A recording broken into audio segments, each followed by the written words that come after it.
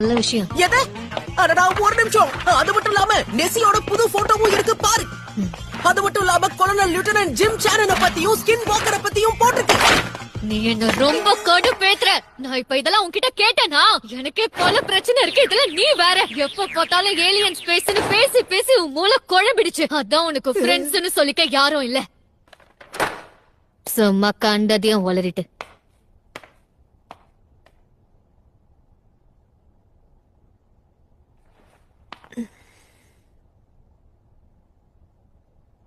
நான் கொஞ்சம் ஓவரா போயிட்டனோ?